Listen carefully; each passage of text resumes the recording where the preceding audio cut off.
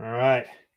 We're doing this right with a shot of Jaeger to start it off. Ugh. So, to all of our loyal listeners and our 150th episode. To the listeners. Oh, man, it's been a while since I've done that. You are out of your motherfucking mind. I am. Hello, everyone, and welcome back to All Things Star Wars, the greatest Star Wars podcast in the galaxy. Joining me each and every single week for our 150th episode. What's the problem? No, you said it like you said it weird. Yeah.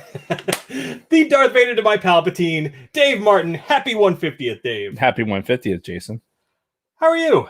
I'm glad to be here. I'm glad to have an adult beverage because I feel like I've needed it for at least the past couple of days. Yeah. So I've been saving up. Nice. For today. All right. Sounds good. It's a celebration, bitches. Yes. And normally this is where I ask you, what are we talking about this week? But we are talking about you, our loyal listeners. It's all about you. So a majority of this episode is going to be having listeners on the show with us. We're going to have some back and forth. We've got a bunch of canned questions we're going to ask these folks. I asked them to have questions for us as well. So hopefully we can have some engaging conversation, talk about Star Wars and other things. But again, this is a celebration of you, our loyal listeners, for these past 3 years, 150 episodes. Just have like a confetti cannon, have it going off in the background. And that would have been good. That would have been awesome. But hindsight. Why am I thinking about this now? Know, right? For the 200th episode. For 200. For the 200 episode. That's when we will have the confetti cannons and my neighbors are going to call the cops on us. And it's fuck that. These fucking clowns around here. Like, yeah. We've been pissing on the side of your fucking house for 3 years now. And nobody's called anybody. That is true. So like, if anybody's actually paying attention, then fuck them. Right. Well, we were going to start off talking about Podbelly, but I think some things have changed. Listen, motherfuckers. So let's talk about podbelly.com. All right. Let's see, pig out on podcast, podbelly.com, blah, blah, blah, blah, blah. Well, apparently they, I log into podbelly.com like I'm wanting to do. Mm-hmm. And I'm like, okay, yeah, usually I log on and it says, wow, hey, the Kevin the Pig thing is like real cool. Oh, nice professional looking design on the website. I go to scroll down the Podbelly Network podcast. Guess who's not even on the 12 that are displayed? Us, motherfucker. Yeah. We're not on it. Your boy Brent and his fucking crew of cronies decided that the number one podcast on their fucking network, they decided just going to take us. We're not on the splash page anymore. So we're not on their fucking podbelly.com. Now, we're still listed. Like if you go to Podcast Network members and boom, we're right there, right at the top where we belong.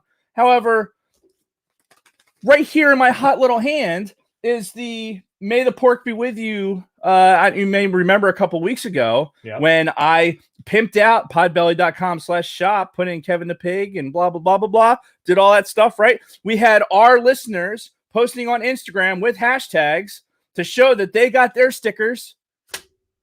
Where's our recognition? Where's our recognition from the fucking podbelly.com people? Which aren't we fucking like plank owners on this fucking thing? Aren't we one of the first podcasts that they had?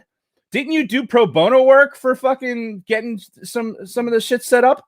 Where's our love, Jason? I will have to reach out to I'm calling you out right now, Brent. I want to know.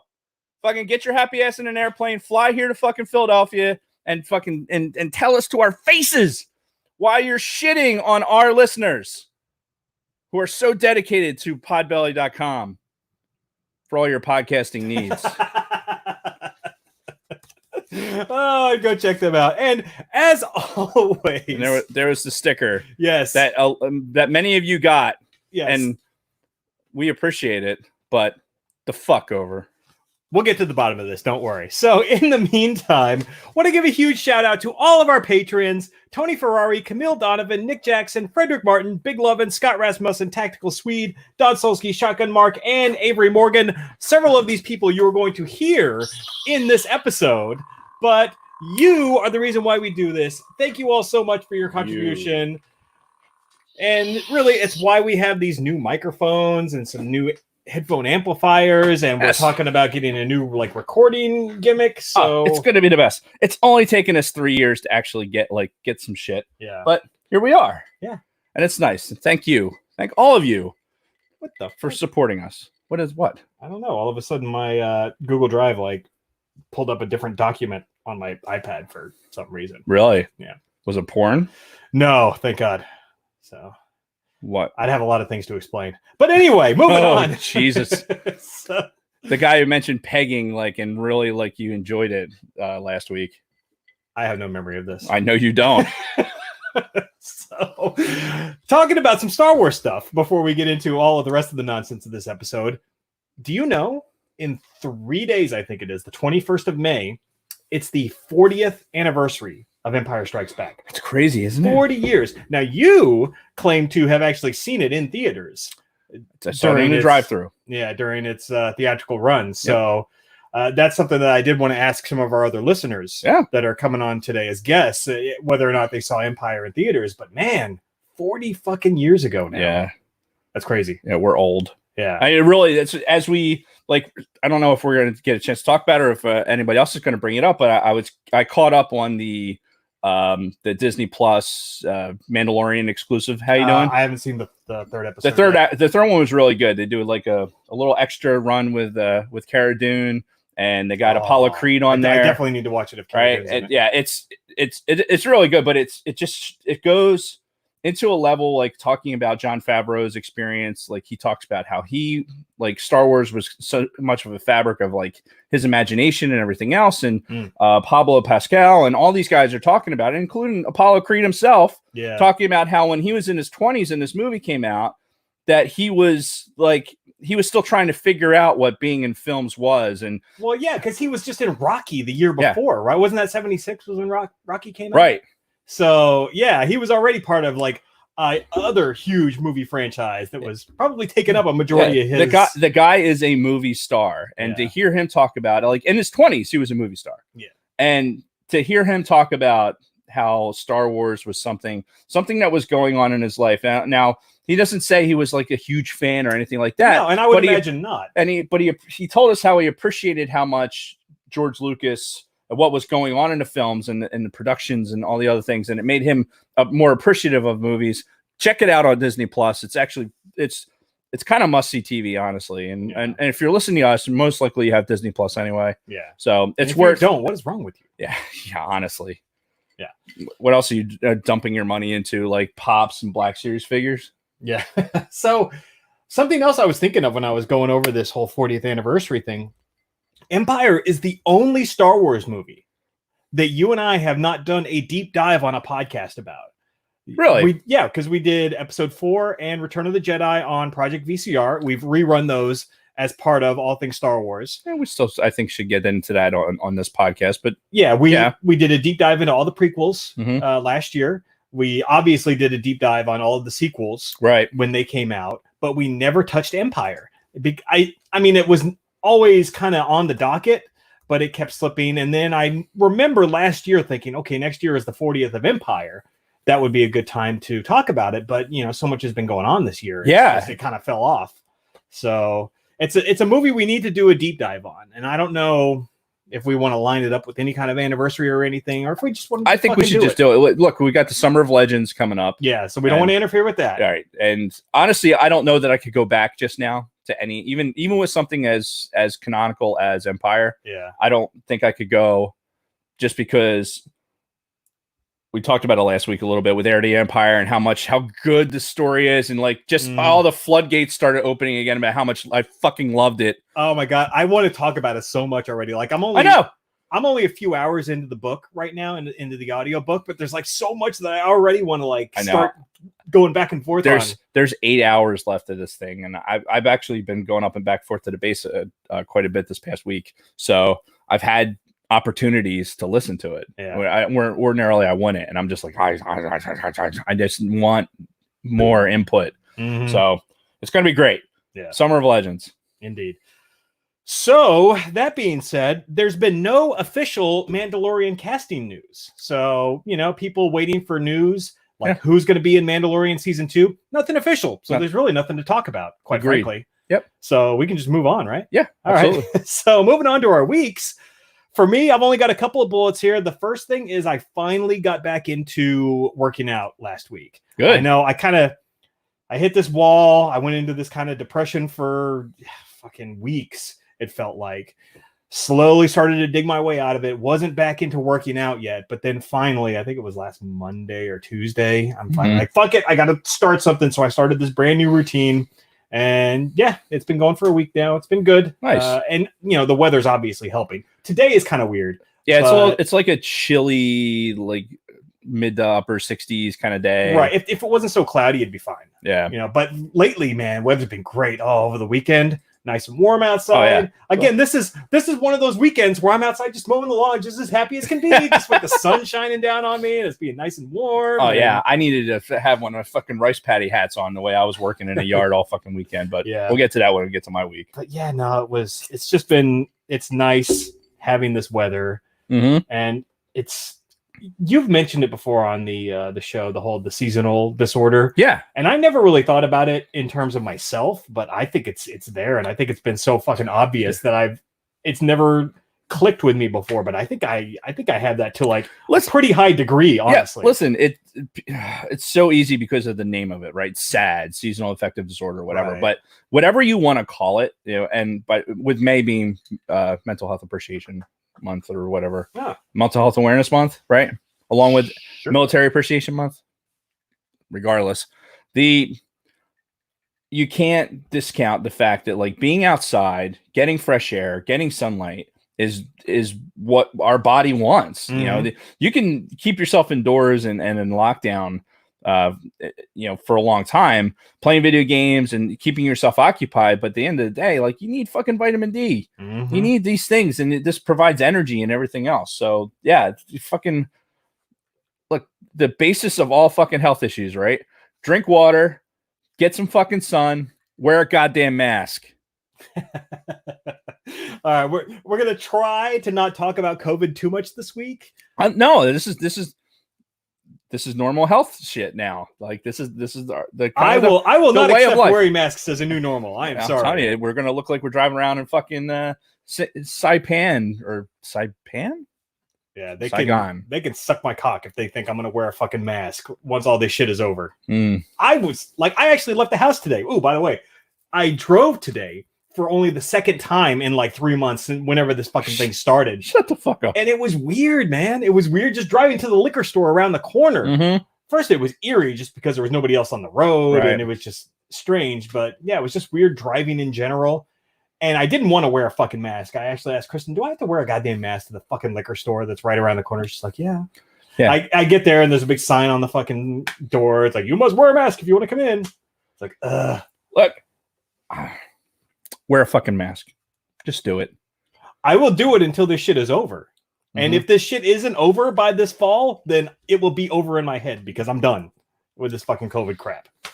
So you and a lot of other people. Yeah. Anyway, moving on from that, because we don't want to talk about this shit for much of the episode.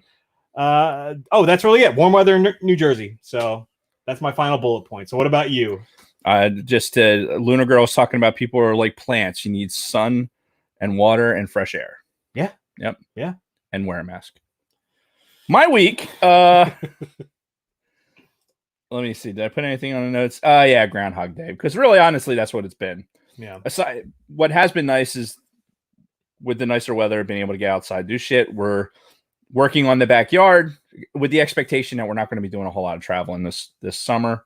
Even if this thing does lift by the first week of June, I don't know. We want the backyard to be someplace we want to hang out. So we're putting in this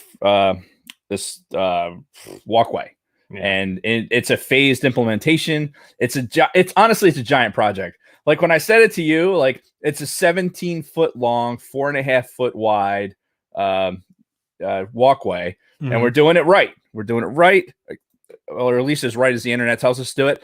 And but fuck me.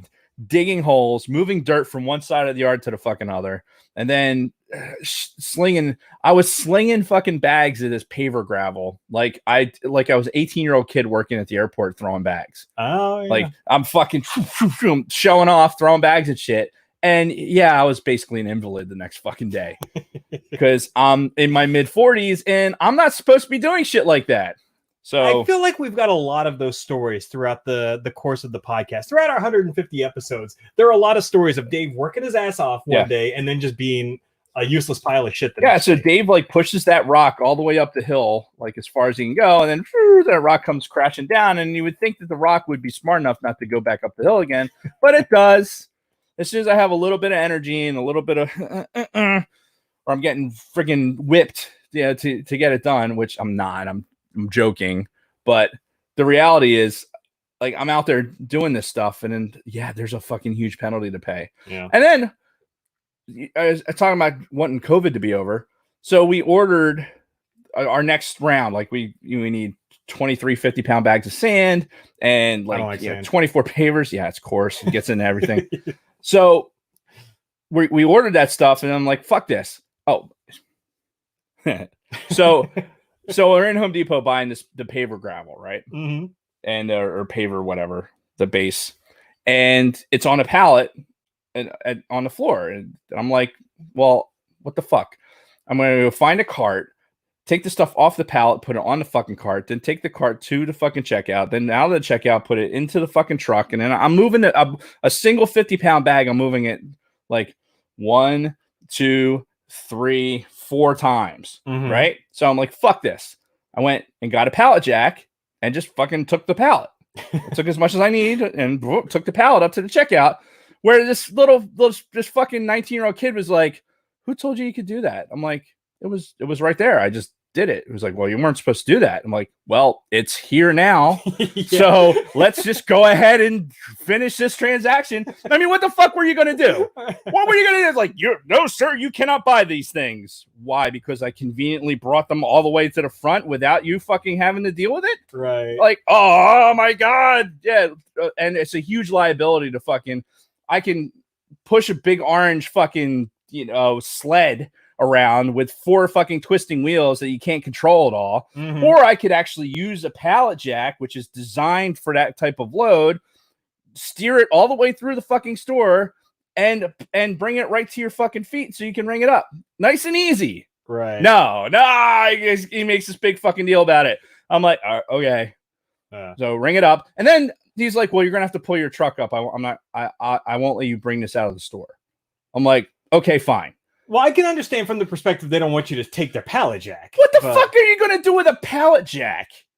Like, do you know how heavy those fucking things are?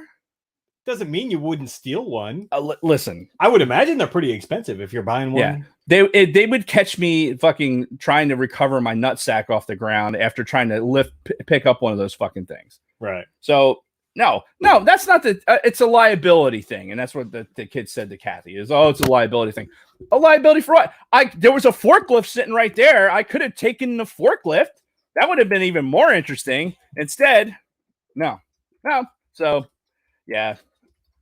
Fucking got yelled at by the kid at Home Depot for being awful convenient. Pretty so funny. Anyway, so next week it'll be Dave gets arrested at Home Depot for slapping the shit out of a 19-year-old kid. Let's just I'm like looking at him through the plastic, like looking at him. It's like, oh, you shouldn't do it. I was like, well, here we are. Wait, like literally, how they have the plastic dividers in this, and the only store I've been in legitimately since this shit started, I've been in Home Depot, and that's it. I've been in Home Depot. That's the only store I've been in. And they have plastic dividers now between you and the fucking like like cashiers, like a sneeze shield, like you're at the buffet at fucking Golden Corral. Wow. Yeah, and it's probably just as effective, but whatever.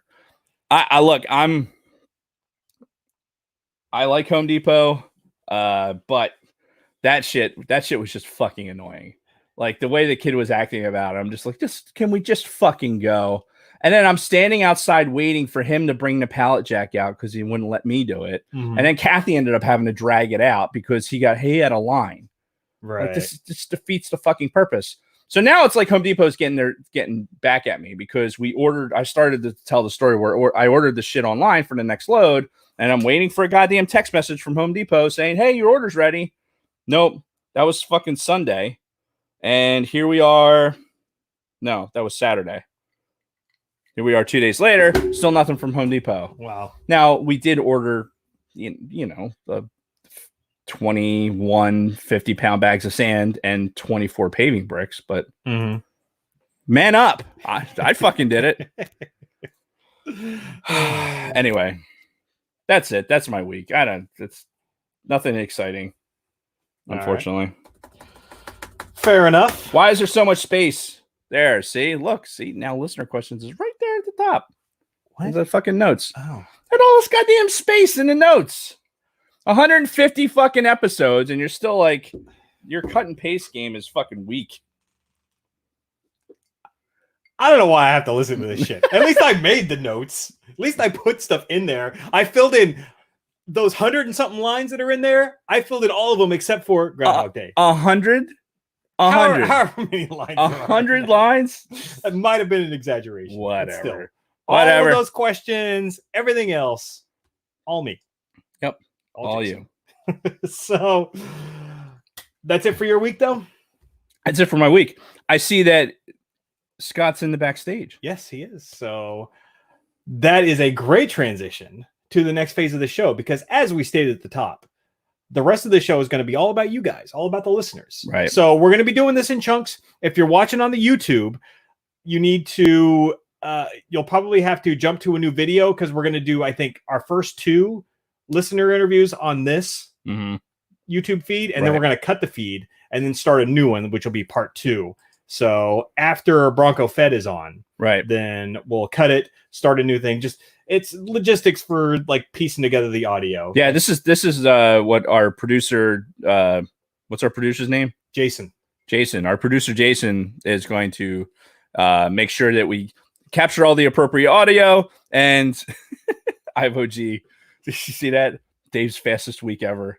Look, it's not this week. It's not about me. It's about you guys. So I don't want to eat that time up. That is the best. You just made Jason very happy. You should do a shot. What I would love in the YouTube group. They should be coming up with some sort of drinking game, like for while we're on the show. Like they drink whenever we do something, or I drink whenever they do. Also, yes, that's a win-win. Yeah. So, yeah. That being said, we are going to start rolling right into our listener segments, interviews. Right. I don't know what you want to call them, but for this, we are going to need our headphones. Right there. Left, right. Okay. Oh my God. Yes, I am ready. Listen, I'm left-handed, man. That shit just gets backwards. I'm just gonna take one ear cup off. So for the audio listeners, hopefully this will all be seamless as we bring on the different guests. But for the YouTube guys, you're gonna see some squirreliness throughout the course of the afternoon/evening. So try to bear with us. That being said, are we ready to bring on our first guest? Yes, absolutely. All right. Pulling him into the stream. Hopefully we can hear. Guys. Oh, hear me? Yes, we can. It is the proprietor of the Used and Abused podcast, our longtime listener and good friend, Scott Rasmussen. Welcome back to the show, Scott. Yes, it feels like forever since Scott was on. Yeah, it'd be the first year. Yeah, so we had Scott on episode 50. Oh, no shit. So, 100 episodes ago. Oh, that's right. Scott was on there. I forgot the episode 50 madness. Yeah. So that all being said, how you been, Scott? Been great. Excellent. Trying to survive during this COVID crap, Right. So that actually was a good segue into my very first question that I had for you. Okay. And that's basically, how has Arizona been responding to this whole thing? Because, we've been hearing about California, New York, New Jersey, Texas, all of the bigger states, but I haven't heard really what Arizona is doing one way or another as far as a COVID response, lockdowns, what have you. I mean, our schools are all shut down, and they're going to be done for this season. They'll maybe come back in the fall. Businesses are actually now reopening. We've had our dine-ins reopen, spas, gyms, hair salons, nail salons just reopened this last weekend. Okay, so you guys are almost back to normal with the exception of school, I guess. Right. Yeah, and then of People course, get haircuts because right. Scott, I'm not gonna lie. Like Jason, he keeps his hair short. You know, I'm not sure. Like yeah. I always see you with a hat. I'm a hat guy myself, but fuck, I goddamn, I want a haircut. Like I did one chop job on myself, and it was I survived. It was like we survived. It didn't look terrible, but I still wore a hat. But yeah, I just want a fucking haircut so bad, Scott. Oh my God. There's a lot of people like that, but of course, to get a haircut, you do have to wear a mask. Mm. You have, and I'm fine with that. You have to walk in wearing a mask, and you have to keep it on the whole time you're there. I'll wear a goddamn scuba rig if I could just get my fucking haircut. That would actually be quite the sight to see. Dave in full scuba gear, sans the skull cap portion. Well, like, I mean, you could see me fucking fish my way into a goddamn wetsuit, right? But that's going to look like those sausages that you get, or they're overstuffed. It's just squeezing out the top. Yeah. Oh, not a good mental image here. No. Why are you bringing this up now? We have our fucking. We have our first. Scott brought it up. Scott, why did Scott you do this to us? To bring up one more thing for Jason, since me and him are the 49er fans. Yes. Right now, it's looking to be home games. The Niners home games may be played in Phoenix at Cardinal Stadium. Get the hell out. And how far away are you from those? 2 hours. Damn. Nice. So, and of course, I brought up last week the fact that the Niners are playing 2 games back to back up here in New Jersey. Oh, it's going to be perfect. So. They're going to have they're going to have the best 8-8 season you guys have ever had. Well, better than the says the Eagles fan. So better than the 2-15 season the Eagles fan will have. Yeah, no, I highly doubt that. Especially since we played the Giants twice. Okay. And we played the Redskins twice. Okay, I'll give you 4 wins then. At least 4. And we're bound to beat the Cowboys at least once. So there you go. Yeah. Yeah, you probably will. All right, Scott. So I got some Star Wars stuff for you. Okay. So, and my first question for you now, since you're the music guy, right? You have the Use and Abuse podcast focused purely on music. I wanted to talk a little bit about Star Wars music with you. First and foremost, what would you say is your favorite Star Wars music track?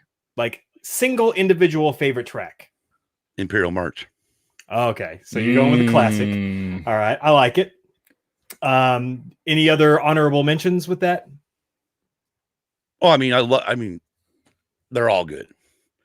Listen, but if my go-to is always going to be the Imperial March, because I'm more on the dark side. I could care less about the Jedis. Oh yeah, all of us. Like, you know, when you get to that point when you hear that boom, boom, boom, boom, and I'm like, and then I can also, I know other people have done it, but I can just hear that as a metal song. Oh, straight up metal. Oh, I'm sure there have been metal covers of that. There is. There is. Well. There's one on YouTube. Yeah. But, it can definitely be a very good metal song. Mm-hmm. Hell yeah. I would say that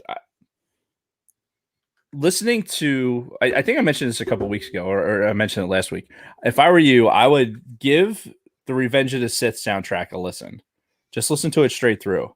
Yeah. And just, there are like my top 10, like I know we've done it at least once, our top 10 Star Wars songs. Yeah. I think we've done it at least once. Mm-hmm. My top 10 would be different right now because of just because of Revenge or because of Rise of Skywalker. No, well, Rise of Skywalker and then Revenge of the Sith. Putting that into my lineup and going through, there are some. Oh my god! I mean, if John Williams just doesn't give you the giant fucking raging erection like every time you hear him, anything that he's doing, then you're wrong. You're absolutely wrong. Right.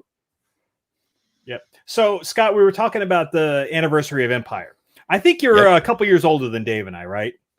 Yeah. 48. Last time we talked. Okay. So yeah. So you were obviously 8 years old, the prime age for when Empire Strikes Back came out. Did you see it in theaters when it came out 40 years ago? I did. So do you still have some pretty vivid memories of that time? Like what are your memories of seeing Empire specifically in theaters? Well, I remember one of the things I remember when Han opened up the Tauntaun. Everybody in the theater going, "Ooh, gross!" And I just kind of went, "Looks like lunch." Oh boy.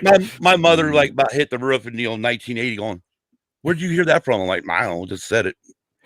But no, I mean we enjoyed it. It was me, my mom, and my sister. We went and seen it, and just that because I at this point I had not seen the original one. I hadn't seen Star Wars. All my friends were into Star Wars, and that's what got me into it with the toys and stuff. Mhm. So I got in without even seeing the movies. Nice. And so when Empire came out, I went to that movie. That was the first movie I ever saw in the theater, and the first movie I ever saw from Star Wars. And I knew about this bag. You know, all my friends would tell me about Darth Vader and all this stuff. And when you got to that part where I am your father, it was like, what? Yeah. How is this even possible? That dude's a machine. You know, I mean, you're not thinking, well, he used to be man. Right. You know, so I mean, so I didn't see this in theaters. By the time I was a Star Wars fan, it was kind of already known about Vader being the father and all that. Was there a sense of shock that you can remember in the theater when that line, yes, was read? Like, yes, were there people who were genuinely surprised at that? It was an audible gasp. Wow. In the theater, you know, and that is one thing that will stick with me for, you know, pretty much those two parts are the ones that stick with me. Yoda, I mean, for me, when I first saw Yoda, yeah, I thought he was pretty cool, but I looked at him as a Muppet. You know, Jim Henson's Muppets, you know, that's what I saw him as, because the Muppet Show was on at that time. Sesame Street was big.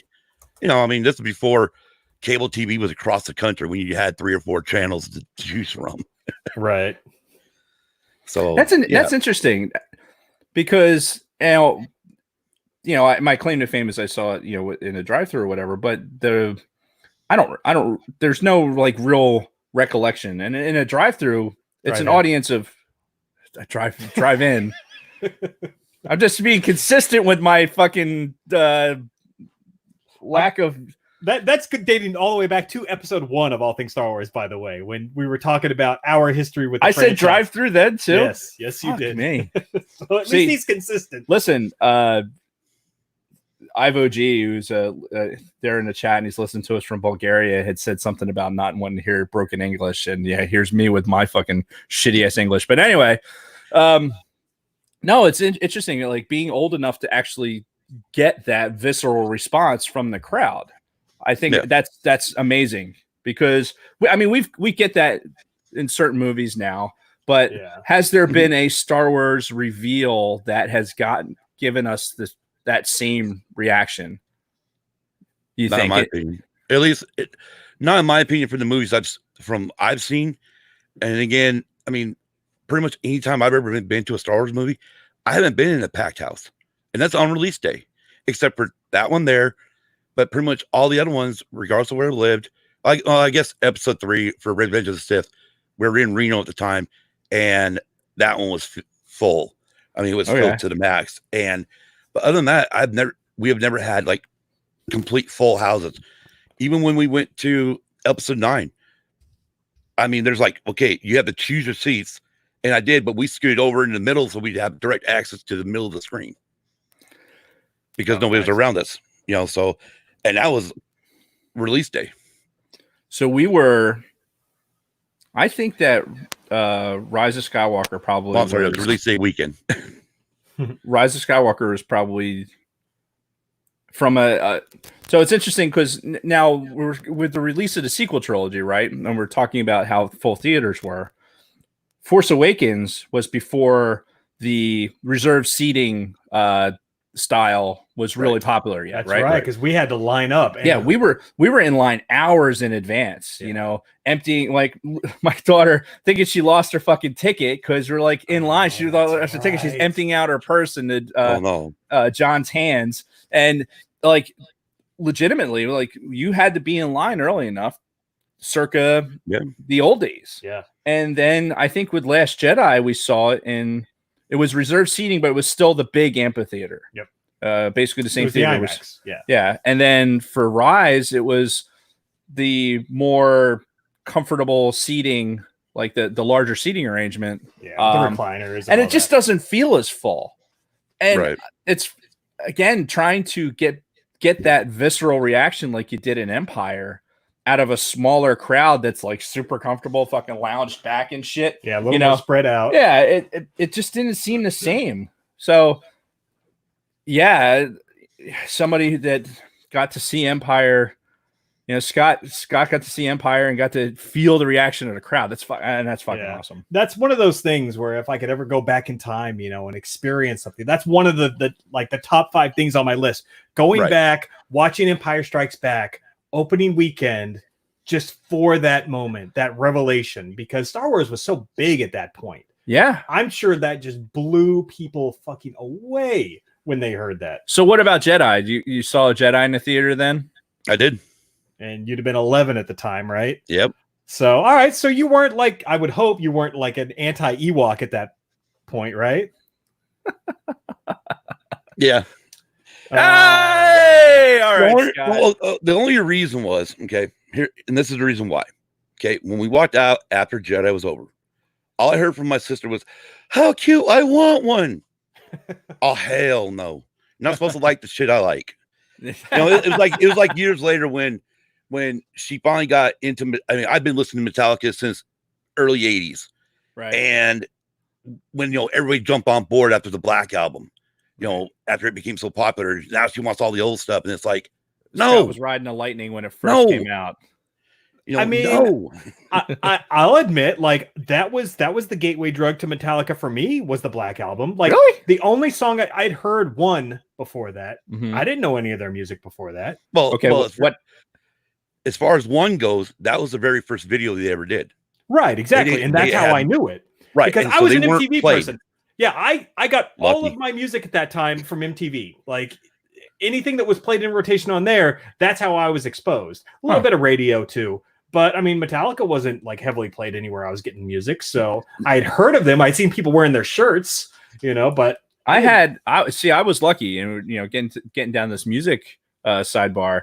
I had friends that were super musicians but were into metal. Right. So when Pantera was big, I was listening to Pantera, Metallica, Slayer, they were still that was metal. Right. And then the Black Album was really that to me was when Metallica decided they were going to be commercialized.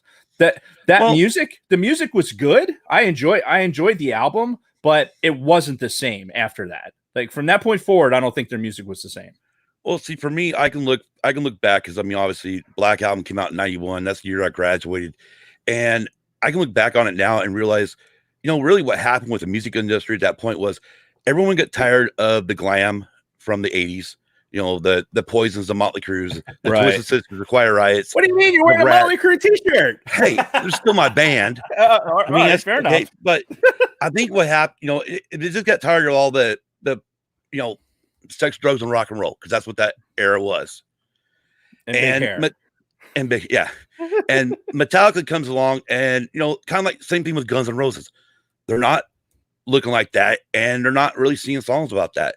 And Metallica came in just at the right time, just as we were starting to switch over to grunge, just as the Nirvana, Pearl Jams, the Alice in Chains are coming out. Right. So Metallica hit it right at the right time. Yeah. And then they come out with Load, which freaked everyone out. Because I do remember that too. But yeah, I look at Load as I like bands who change their sound. Yeah, look at the Beatles. Look at how many times they changed their style throughout the course of their careers. You can go back to Pyromania, Hysteria, and Adrenalize from Def Leppard, and all three of those albums sound pretty much the same. Mm-hmm. Especially Adrenalize and Hysteria. It's pretty much the same type of drum beat because the drummer's got one arm now, but it's still the guitars, everything is just the same. And it's like AC/DC. There's another one that, since when Bon Scott died, AC/DC kind of went on this level train instead of going, up and changing. And that's one thing I like about Motley Crue is even though they have stayed the same on some, a little bit in the 80s, they were always changing their identities by different logos, different looks, and eventually by also different sounds. Yeah, it's valid for sure. Oh yeah. And it goes to, like, starting this conversation, we started with Metallica. Metallica's longevity is obviously there, right? They're playing Right. packed houses, and I think I talked about it a couple weeks ago on the show. Maybe not. Probably. See, Scott probably can appreciate this. Like us old people, like our brain, everything starts fucking melding into like one memory. Oh yeah. So it's like, Yeah. oh, I was having this conversation. Like, no, you weren't. Like, who was that with? I'm like, fuck, I thought that was. Oh, okay. I'm just gonna go over here then. But I was at a show. It was Atlantic City. They had a big.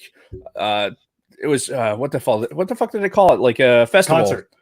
Yes. Oh, yeah. That's Also, yes, but a big festival that Metallica was headlining for down in Atlantic City, and a lot of really good bands there. Really cool scene. But that was my first time seeing Metallica live, and it was huge. Like they started that concert with one. So it started with the fucking Nice. M60s going off and shit like that, explosions, the big pyrotechnics, like firework pyrotechnics. And it was like, holy shit. Yeah. Like, this is fucking huge. And I have a thing with crowds, so I wasn't like in the front or anything. And, big festival, like big open area. Dude, it was amazing. It was an amazing concert experience. Can I throw in my own story real quick? Yeah. So, well, this is Scott's time, so okay, you should really ask Scott. Scott, can I throw in go ahead. similar story? So, Yeah, why not? in '93, when Guns N' Roses and Metallica were touring together, right? Yeah, right. So, at the time, me and all my friends were huge Guns N' Roses fans, right? Right. They're up to use a losing tour. right, but I mean, we were huge into even their first album, Appetite for Destruction. Love that album when it first came out. So anyway, yeah. we were huge Guns N' Roses fans, and we were just starting to get into Metallica. Like I said, the gateway drug, right? The Black Album came out, Right. and then we were like, oh, these guys are awesome. Let's go back and start listening to some of their prior albums. Guns N' Roses and Metallica are touring together. A good friend of mine gets a pair of tickets, and he's like, dude, you want to go to the show? I'm like, yes, fuck yes. Again, mostly for Guns N' Roses. Get there. Andrew Dice Clay opens, by the way. Opens with a fucking set. Then This is the Motorhead. The most 90s thing you just ever could say. Oh, I know, right? Like, it was open with Andrew and Dice Clay. then Motorhead came out and played for an hour. So, Lemmy, at his greatness. Then Metallica comes out. I'm thinking, all right, this is going to be great. Fucking rocked the place. Unfucking believable show. To the point where Guns N' Roses was an afterthought for me and my friend after this. It was like, yeah, Guns N' Roses was cool and all, but that fucking Metallica show, holy shit, man. Yeah. So, yeah, to say that they put on a hell of a live show is a huge understatement. And this was, mind you, after James Hetfield got fucking set on fire a few months prior. So if you remember that whole thing. I think that was in Seattle. Yeah, midway through that fucking tour, he got fucking torched by their pyro. Yeah, pyro went off the wrong time and torched his ass. I forgot all about that shit. They had to postpone the tour because we were supposed to see it months before that. They postponed it. We got our replacement tickets. We went and saw it. He was in his cast and everything with his one arm that got like fucking just blown off. There was another dude playing guitar in his stead until the last song when they played Enter Sandman. James Hetfield came out and he was fucking playing the guitar. Nice. Fucking awesome. Yeah, it's fucking.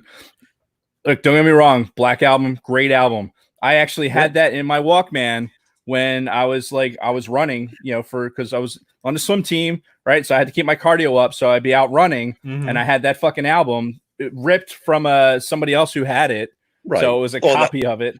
Well, there's the thing, bring that up, how Lars, Lars was the spokesman against Napster back in the day. Oh yeah, I remember that. But here's the thing: is we were doing that crap in the '80s by recording cassettes with each other.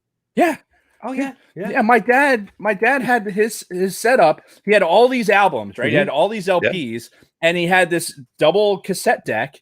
So he was either ripping from the LP directly, or we would be able to take somebody else's tape and fucking go straight across. So that's how I had all my early listening. Listen, this is dating us right now.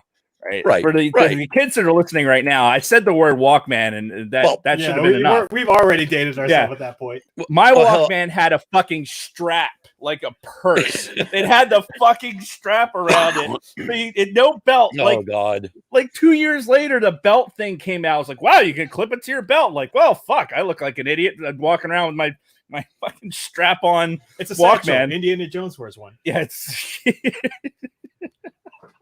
Oh hell, I had a buddy that when we were in track, he had a big old boom box, one of them big suckers. Like, oh hell yeah! We carried it on his shoulder, walking down the street. Yeah, I mean, I used to break dance too, so that was I actually have the cassette tape from one of those K-Tel things where you could order it and they teach you how to break dance. I still have no shit. Yeah, I still have the cassette tape that actually has all the songs on it. Oh my god, we got to see pictures of this. So you got to post those in the we're gonna. I want to see you spinning on your head. Oh hell no! Right, hell pictures no. of the tape. Yeah. All right, so pivoting away from Metallica and music again, I want to ask you a couple more Star Wars related questions, if you don't mind, Scott. Okay.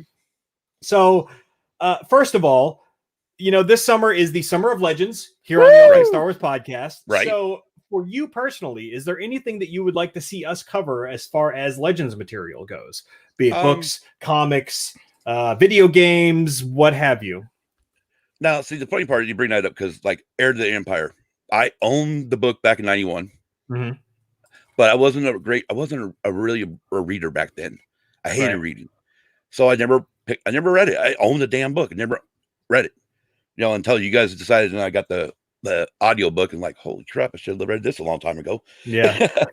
But I did read one. It was called the Jedi Academy. I think it was by Kevin J. Anderson. Yep. And I joined my daughter's mom. We joined a book club and I saw that and they're like, what the hell? This is Star Wars. Why not? It looks like it's got Luke, Han, and Leia. What the hell? Let me give this. And it was the whole trilogy. And I like, damn, I actually like this. Oh yeah, that's one thing that I personally really want to talk about, even more than the Heir to the Empire trilogy, is the Jedi Academy trilogy that came like 3 years after that. Yeah, and I'm looking for that stuff happening. I did not read that, so for me that'll be fresh. Okay, which is awesome. That's So as we talk about these, our oldness and the Summer of Legends bit, it's really about reading things that. I've read a lot of that. Can you hear that, Scott? Can you hear some fucking douchebag revving his BMW across the street? No. Can't hear that? All right, good. All right. At least the mics aren't picking that up. So at least I mentioned it, though, so it makes it to the show. Yeah. And now it's really awkward because everybody else is like, what the fuck? What are they talking about? Well, no, because it's the same thing with me when me and Kim are recording or something, and all of a sudden a damn airplane goes, I'm like, well, there goes another jet, and I mention it, and I listen to it back like, fuck, you didn't even pick it up. Could have not said anything. Right. Yeah. Or somebody outside is pounding steel, and you're thinking, oh, great, yeah, I can hear that. So, who's pounding steel? What? All right. So I have another question for you, Scott. Okay. What planet is led by a prime minister named Lama Su?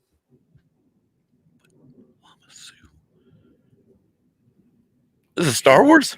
It is. Yeah. This is from Star Wars Trivial Pursuit. Surprise. Oh, Lord. I own that damn game too.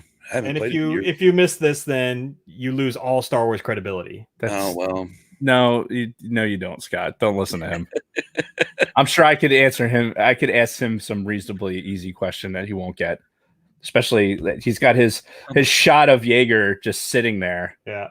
Well, it's ready to go. For a reason. Just relax. Can we get a bucket of ice? Is that plausible? Sure.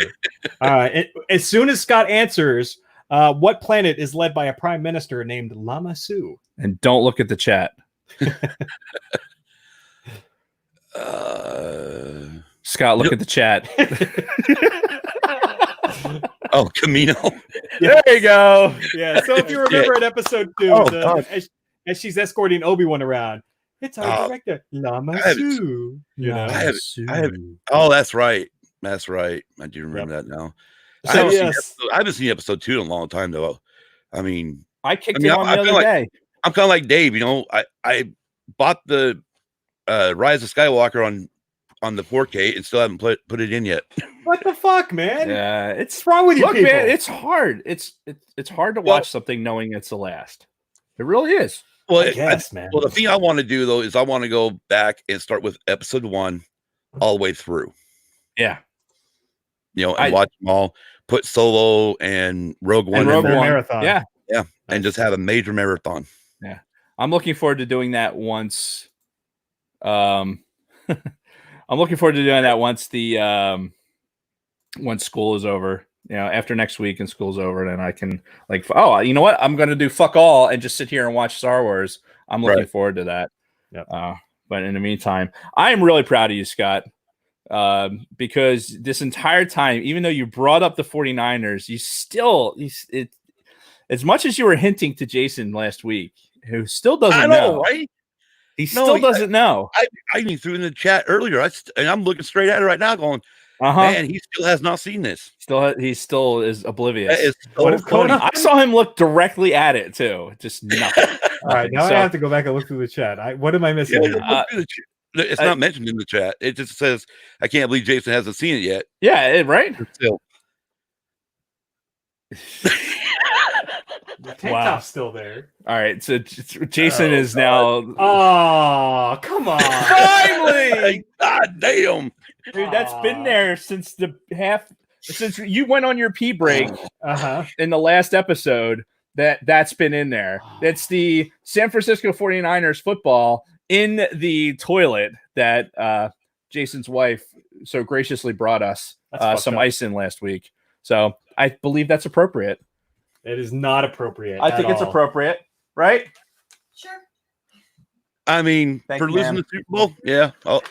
As a Niner fan, I say for losing the Super Bowl, yes, it's appropriate. They have to redeem themselves. I think that should just be a picture of. I mean, there you go. A picture of what's his name, head coach Shanahan. Oh no, Jim Harbaugh. No, not Jim Harbaugh. Fuck Shanahan. Harbaugh. Fuck Harbaugh. Yes, you're absolutely right. And his ultra conservative. I mean, I'm not talking about the Jim Harbaugh now that coaches Michigan. I'm talking about the Niner Jim Harbaugh. Put his picture with the Niner shit on, and he can be in the toilet. Yep, exactly. With his khaki fucking pants and him losing to fucking his brother in the goddamn Super Bowl after the lights went out. All right. The good thing is, see what we could have done. We could have went with a 2 quarterback attack during that season. Wow, yeah. Because we've done it earlier in the season, and then Alex got hit with that concussion, and then Kaepernick was the quarterback for the rest of the season when we could have came back with a 2 quarterback attack, which would have worked. Probably. But we'll never know. Yeah. I know. I look, it's one of those things where I could feel better about talk like Super Bowl losses and shit like that now that we have a Super Bowl victory, even if it's only one. Like, it was in my lifetime. I don't have Alzheimer's yet, so I actually still remember it and I remember it fondly. So I will always have that. And when's the last time the Niners won the Super Bowl? 94. 94. Again, So you were San Diego Chargers. So that was the year you graduated high school. Yes. Yep. So how long ago was that? Long time ago. It was a long time ago. I think it's more recent than the Cowboys victory, though, if I'm not mistaken. No, Cowboys won the year after. Fuck, you're supposed to go with it. I don't need to hear that shit. It's all right. His team finally wins one Super Bowl in 100 years, and all of a sudden he's like, "When was the last time your team won a Super Bowl?" Shut the fuck up! Like, your team couldn't win shit. There were DVDs DVDs when my fucking team won the Super Bowl. Yeah, but the one thing and that's what I tell Kim, I tell everybody, you know what? The Niners went 5-0 before they lost the Super Bowl. We were bound to start losing them. We weren't going to be able to keep winning. I mean, it'd been nice, but we're not the Patriots, right? Listen, Scott, they lost 2 to the Giants. That's true. Listen, and 1 to the Eagles, right? Yeah. I would. I was going to say that I'm a closet San Francisco fan, but then that has like that double entendre thing. So, but I did live in the Bay Area way back in the day. That's true. Yeah, and I never followed the 49ers. I don't have any hate for the 49ers. I mean, honestly, I have more hate for Jim Harbaugh. Right. But the reality is, if I would have liked to have seen you guys win one, but I'm also happy that Andy Reid got to get his. Sure. And you'll have, once you get rid of Pretty Boy Garoppolo, because honestly, you talk about this ultra conservative play calling, and it has a lot to do with the fact that Jimmy G is not a good quarterback. He's not where. How many times did he hand off the ball in one game? Like, wasn't that a fucking record? If I'm not mistaken. Like, all right. I mean, I'm just saying. Okay, so we need to table this me. football conversation for another time because we got to close this up because we got another guest coming on. But Scott, I just want to say to you personally, thank you so much for following us and supporting us for this whole time, for all these years. You know, I really appreciate it. Again, you've been one of our oldest loyal followers. So thank you. And to everybody else out there, you know, definitely check out the Used and Abused podcast that Scott and his lovely wife Kim do, which give Kim our best as well. Yes. We've actually got a special episode that I will be releasing later on today. We have a short new beginning, but it's a play on from today's the 40th anniversary of Mount St. Helens. Oh shit. That's right. Yeah. Wow. So I'm going to take episode 4 and 5, splice them together, and re-release it. Nice. Well, and that being said, I just want to give a toast to you, Scott. So here's to you. Cheers. Yeah, I only got water. You know, it's that's all right hot down here. it's over 100. Oh Jesus! Jason needs water. This shit can be funny by about 6 o'clock. I know, right? But again, thank you so much for all your support over the years, Scott. We really appreciate it. Thank you, guys. And I would, hey, if you ever need somebody to come on and absolutely just, I gotta get you on there. Just all the John Williams, and I do. Ironically enough, I have a very eclectic taste in music, so I can speak to many genres. But John Williams is my jam. Yes, and so's the Used and Abused podcast. So thank you. We love it. From me and Kim, congratulations on 150. Thank you, sir. Thanks, guys. And anything else before I have to boot you out? Have a great one, and don't get too drunk. All right, we'll try. Thanks, Scott. We'll talk to you soon. All right. Cheers. All right. So that was Scott Rasmussen. Be sure to check out the Used and Abused podcast. Yes. So we are bringing on our final guest for this stream. After this guest, we're going to end the stream, start a new one, blah, blah, blah. See, the best part is that producer Jason, who is drinking, this is early. This is the 4:00 hour now for the podcast. We're an hour in. He's done 2 shots. By the time we get to the end of this and we're got a stream start. Hey, we got to start streaming something else. I'm drinking lots of water. That was my closest Peter Griffin I think I've ever done, ever. So. As he's trying to impersonate me because No. You. Oof. All right.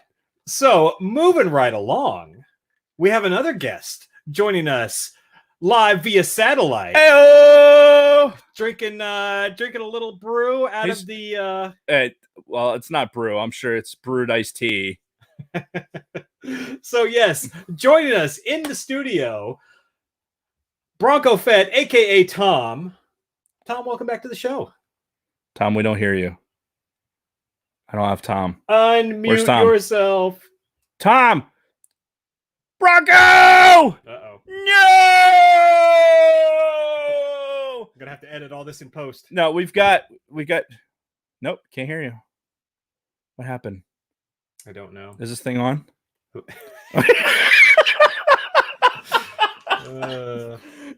Tom just went inverted on a IVOG 11:06 for IVOG, and the kids are asleep. Lucky him. Yeah. I'm sure he is drinking along with us. Indeed. Tom. So unmute your mic. Yeah, we may have to re-engage here. Do it. Because we can't hear you. Do it. Send him a new link, and you will do it. I mean, it's the same link. He just needs to select the right. Okay, now what do I click? And he's out. He'll get back in there. This is where I'm going to add in the technical difficulties. Why? This is fucking good. This is good shit. Some of my best impersonations. Right.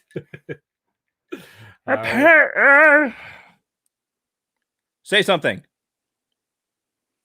Can you hear me? something. Yay! I can't hear you now. Oh, really? Oh, All right, Bronco, watch our lips move. yeah.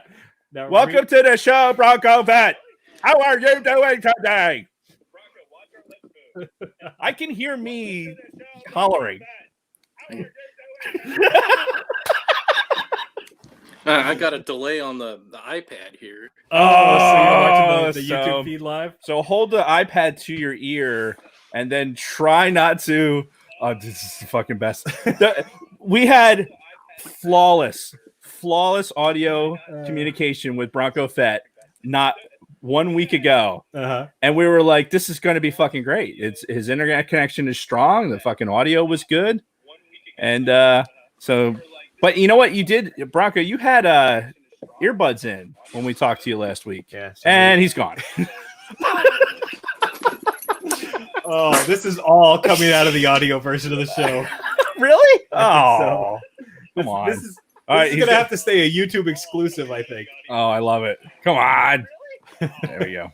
Now, if this works, he's going to have to mute that damn The iPad. the iPad in the background. Okay, now what do I click? Hello. Hello. Can you hear us? Hello. I can hear you. All right. Hello, Bronco. First things first, mute that iPad in the background because we can hear ourselves through it. Do it. Make the sacrifice. All right. All right. And we're back. So, joining us live via satellite, quite frankly, I think he is probably our first, very nice prop right there, our very first loyal listener, Tom, a.k.a. Bronco Fett. Welcome back to the show, sir. How you doing, my friend? He's Pretty good. I just saw the Republic Commando thing because I'm on the delay with you too. Yeah. so how's everything going out there in Idaho? Good. The government is allowing me to go back to work tomorrow, so Oh, excellent. They knew. and Matt would be here, but he's working, so Okay. He's been working the whole time, right? Orange jacket guy. yeah, Yep. Otherwise known as. he's essential. Yes, Yeah. obviously. Just like Jason and I are essential. Sure. Hey, somebody's got to make airplanes fly. Indeed. So, I guess the real question is, now that we've got your audio issues all squared away, what is Boise State prepared to do for college football season? Yeah. I'm sorry, repeat that. What is who prepared? Boise State.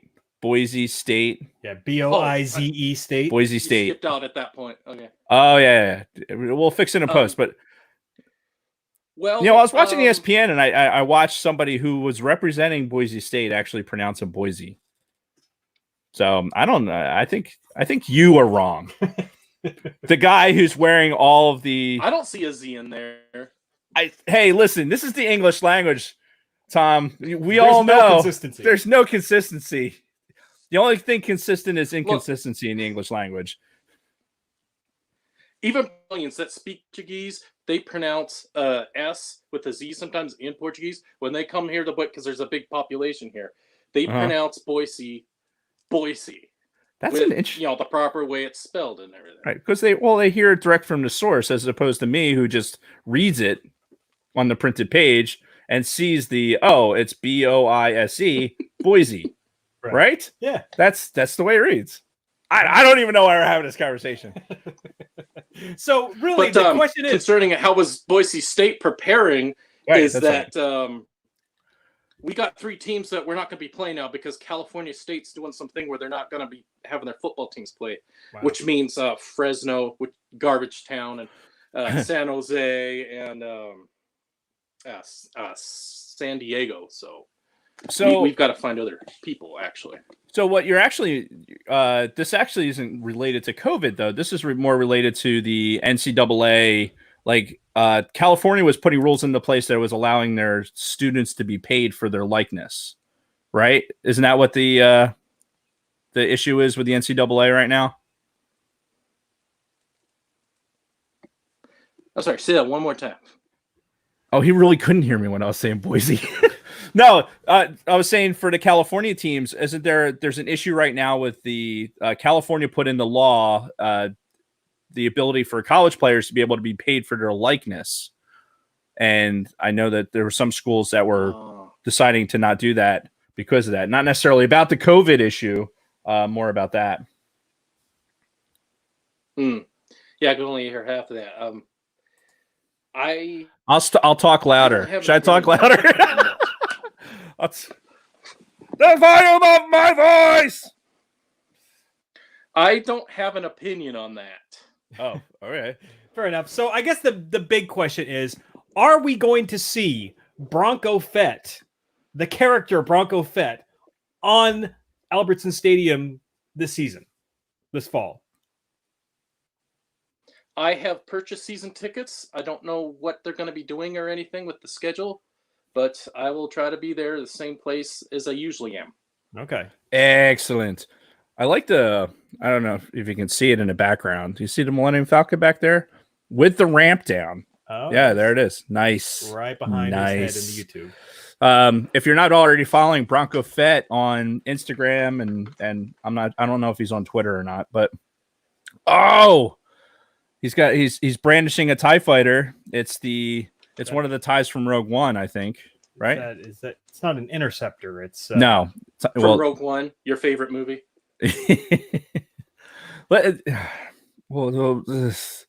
Jason, do you have questions to ask? Well, ask your Star Wars questions. I asked one. So, nice. So, all right. So, Tom, you are a big Mandalorian guy, obviously, baby. With the, with the whole Bronco Fett moniker and everything.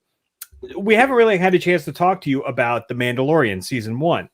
And what were your overall impressions of season 1 of the Mandalorian? Like, how did you like the way that show came out? I liked it.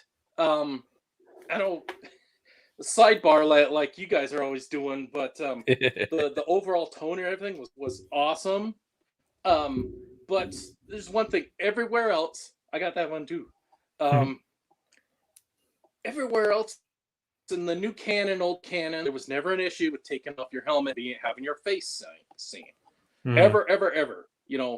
All the other shows, everything like that, all of a sudden, it's wrong for you to take off your helmet. I never got where it came from. Maybe they'll explain it. Maybe it's within the last 5 or so years since Return of the Jedi. I don't know. But well, do you think that Dave Filoni and you think he's cool? Go ahead. Well, no, to expound on that point, like with the helmets, like, so if the Mandalorians were basically obliterated into extinction, it would kind of make sense that, like, you wouldn't want to be seen in the Mandalorian armor with your helmet off, because if you had to hide, let's say after a spoiler alert, after that particular episode of The Mandalorian where all the other Mandos came to help the Mandalorian, in that scenario, like they probably had to go fuck off and let's get all our fucking gear off, put that in a case. Yeah. Then they wouldn't know you from anything. Yeah, they wouldn't know that this was a guy who just fucking shot up a bunch of other fucking shot up this cantina or anything else. They'd have no idea because now you're not associated with it. It's they have to wear that. They're either in the armor for protection or they're out of the armor for protection because they're trying to ensure their I was going to say master race again. This is put that on the board of things Dave just shouldn't say. And the best part is my internal filter was like, don't say that. Then I expand on it so I can continue to talk about it. Anyway, what do you think, Bronco? I don't know. It sounded to me like Tom was about to start bad-mouthing Dave Filoni, is kind of where it seemed like you were leaning towards. Well, I gave him a moment to recant. Right. So why don't you finish your thought now? Okay. Now, you guys weren't into the Clone Wars as it's going on. See, but here's the thing. I wasn't really into, as some of the people have expressed their liking for it. These ended up being like 4 public Commando books, and I know these are the clone troopers, but it really goes into the history and the stuff. Karen Travis wrote a lot about the Mandalorian history and all that going on. And in that, their history and what the Mandalorians did and what they do and everything. And then they write the show, and that's going on. And Dave Filoni says, "Yeah, that's kind of fun, but F that, screw that. I'm gonna make my own history for the Mandalorians." And he basically, and Karen Travis says, "What the hell?" And he goes, "Well, F you, I'm writing my own history." So before any Disney stuff happened, this stuff got written over way before any new canon or anything like that. Wow. So that's why I kind of have a love-hate thing. I mean, this is awesome stuff. When you guys get to it, it's really cool. I don't know a lot about it, but it's really good. Really good. It's anyone that's served in the military can relate to a lot of stuff that's in there. Yeah, and I will say 66 stuff and I'll say that the part of the Summer of Legends was to finally get to the Republic Commando stuff, because I know you've been chomping at the bit for us to get into those. So yes, that has been on the docket. And not just you. There's been other listeners that have been consistently in the chat, like for our different shows, and they've talked about how much Republic Commando and how good it is. Mm-hmm. So yeah, Summer of Legends. This is definitely our opportunity to do it. And I agree with you that I'm not sure if we're talking about the same timeline with what Karen Travis had written, but when we're talking about the Fate of the Jedi series and the later series in the Legends material, that what the Mandos were and what Mandalore was is so completely different than what we get out of the canon. I mean, that's probably the furthest trajectory apart besides the Luke Skywalker story. Mandalorians were never pacifists, ever. Right. Well, I mean, Obi-Wan was, look, somebody sat in a room during the Clone Wars and said, "Listen, man, we got to get Obi-Wan Kenobi laid." Okay. So how can we do that? Well, he's not going to just, run off with a Twi'lek or somebody else like that. It's probably got to be another human because of whatever. And okay, well, he's not into the war thing. Well, maybe he starts, kind of going out with a hippie. That's gonna part of. He's like, oh yeah, you can see that. Obi-Wan getting with a hippie. So Obi-Wan Kenobi gets together with this hippie broad on Mandalore, and now this is how the whole thing develops. Like this whole pacifism thing, all stemming from Obi-Wan Kenobi trying to get laid. So it's all Obi-Wan's fault. It is all Obi-Wan's fault. Pacifists. Yes. Wow. Do you like that? Is somebody writing that shit down? We're creating our own Rick and Morty style. Bronco Fett. This is the Bronco Fett thread of the Mandalorian history. I do have to say, Bronco. Yes. Who is that? That's it's the man. It's the Mandalorian. Mando. What do you think of the? Oh shit! What do you think of the Mandalorian? What you told us, like, hey, there's a little bit of love-hate thing with Filoni and the Mandalorian stuff. But what do you think about the Mandalorian, the show? Like, about where the story is going right now? Show, great writing. You're not thrown off at all about the different directors and stuff like that, or like, does it seem to like the Western part of it doesn't bother you? Seamlessly. Say that again. It was great. It fit seamlessly. They all seem to fit together. It was a great show. I'm still trying to get my wife to watch it, but she's too fixed on watching Beauty and the Beast on Disney Plus all the time, so I can't get her out of the Disney stuff. Yeah, well, it's... Hey, you know what? The classics are the classics, and sometimes I can... You know what? Never mind. I was about to go into a diatribe about Beauty and the Beast, so I'm not going to do that, though.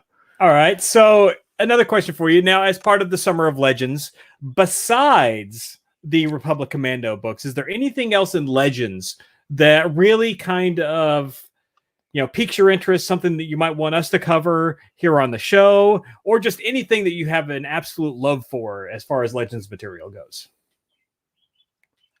Well, what I like to, and I really love Heir to the Empire, and then the after that. Those were awesome, but Timothy Zahn wrote this other series that kind of centered around those.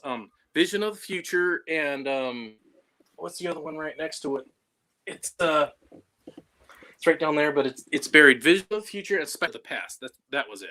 That was the one where they had the imposter Thrawn, right? What? Pasta? The imposter I'm sorry. Thrawn. Oh yeah. Sorry. That the imposter Thrawn, and that's it kind of ended an age in Legends where what Heir to the Empire started, because right after that was about the time right before Episode 1 was coming out. It started right after that, Spectre of the Past. Then it went into it was all a series of books after that, no single shots. It started with the New Jedi Order and all that. So these wrapped things up and ended, and they got together, and so on and so forth, and things went on from there. But those two books together, they're really awesome. But along with those, Outbound Flight and the other one I can't remember the name of right now. Oh, I read Outbound Flight. Those are really good, and you guys might like those. Those are the ones that took place during the Clone Wars, right? But they had Thrawn in them. Well, Outbound Flight does, but then he wrote another book, and can't remember the name of it right now, but it was after Luke and Mara got married, and they go and they visit the Chiss after that. Yeah. That was a good series. I think that is in our pile. It is in the Sacred Jedi text. There you go. Hey, scroll down on the notes real quick. I have all the books. We could see that. Oh, this is a new canon novel. All right. Well, Tom, I have. Anyway, take it later. All right. Well, I have another question for you, Tom. But those. Yes. Who strolls into town in search for parts for a J-type 327 Nubian? Qui-Gon Jinn. All right, very good. You sat there all this time going through cards. You couldn't have picked a harder question. This is Bronco fucking Fett. I know. Most this of these is Bronco Fett. Look at him. All he has done is showcase his vast expanse of toys, his books, and follow Bronco Fett on all the social media platforms so that you can see his toyography, which. Quite frankly, I think we picked the wrong Trivial Pursuit because these cards are all like way too easy. Like, what's this wee shit? Where's the other one? I can't do everything on my own. All right. That's true. That's why I'm here. Oh my god. All right. Anyway, this isn't about you or me. Lunar Girl is coming up with some good drinking games, by the way. Oh, I know. I've been watching those. But Tom, Ivo G wants to know if you liked The Mandalorian or the final arc of Clone Wars better. Or the Mandalorian or the what? Or the final arc of Clone Wars. So basically those last 4 episodes of season 7 of the Clone Wars. You're gonna hate me, but I really like the Bad Batch. They were I didn't dislike that the first 2 episodes. I actually enjoyed those, but then it got a little long. Like by the 4th episode, more action figures to collect. That is true. I'd love all the Black Series figures of those. The Bad Batch? Yeah, if they made them. Like, I don't think they've actually made them, but I'll give you that for toy purposes. Like if they made pops of the Bad Batch, I'd probably go there. Oh, you'd get them. But from a certain point of view, I have read that. Canon, by the way. It is, and it's got some weird stories in it, quite frankly. I like the one with R2, the Jawa saving R2's memories. That's why he was in the Sandcrawler, like when him and 3PO get rolled up. Yeah. Like this, if you can imagine a runt Jawa, right? That tells the story of this runt Jawa. That book is actually in this container back here, which we will eventually put into the Sacred Jedi text. Sacred texts. All right. So, anything else for Tom before we let him loose? Because we have to take a break here. And oh my God, it's fucking 4:30 already. Yeah, time is just flying, and we've got a lot more guests to come. So, Tom, what do you think? What do you got for us for your parting words? Final words? Yeah. Anything for us? Go Broncos and go football, because we need it back. Yes. Yeah. Totally agree. And Tom, just like I said to Scott, thank you so much for your support for all these years. You were really our very first regular listener. Yeah. Like our Well, definitely the first one who reached out to us. It was like, hey, wow, this guy's really listening to us. yeah, you know, reaching out to us on a regular basis. You know why, Dave? Do I? I forget. Dave knows why I reached out in the first place. Oh shit. All right, well, Because he gave me crap about the blue turf. He said, oh, that's right. Oh. That's right. Because it all started when you left us the 5-star review on iTunes, and we were talking about the blue field, and you had the Broncos, the fight BSU on there, and I was completely lost as Dave's reading that. I'm like, I don't know what's going on right now. And then he expanded upon the blue field and everything else, and that's kind of where that started. So we need to go back and look at the date of that review. But yes. Again, Tom, probably go back to the first one. Yeah. And that was probably it. Yeah. So thanks again for all your support, Tom. We really appreciate it. You know, you're welcome to What were you looking for just now? What was that? Me? No, Tom. What were you looking for? Oh, I'm looking for that book title. It's going to drive me crazy. Oh, that's the best. I was like, and when I said, Tom, what are you looking for? He like looked at me like I got caught doing something. Like, huh? What? Yeah, you know, we can see you. Yeah, we can. So, but yeah, we have play to with my dolls again. We have to keep moving along. But again, Tom, thanks for everything, man. Thank you. You are the best. I will toast you with the rest of the water. Right. I shake my hands in a celebratory direction. Yes. A non-alcoholic way, as you would like. And thank you so much for your support. You drink what you want. I'm not your papa. Hey, there we go. So I will. Thank you. All right. And with that, we are going to end this YouTube stream. For those of you in the YouTube, just keep refreshing our page. We're going to have a new one pop up with our next wave of guests. Yes. Please continue your stuff in the chat. If we miss something, repeat it, because I'm trying to work the chat as well as doing everything else. And Jason, the producer, is going to have more drinks. He's going to pee more. Yes, probably. And yeah, let's do it. Survivor's Quest. Survivor's Quest. He got it. See, right, I know if I stayed on long enough, he would get it. If you would just drag it out a little more. Because that's what I'm best at. All right. I guess that's what you're good at. With that, we will be right back after this quick word from our sponsors. See you, Bronco. We love you. To Tom, you the man. Ciao. Toodoo bang. Ciao. All right, and with that, we are ending this broadcast. We will start a brand new one right after this. Just please switch over to that if you're in the chat right now, and you will do it. Do it. Make the sacrifice. All right, so you're gonna stop. I'm gonna end this broadcast. Okay, so we are no longer broadcasting.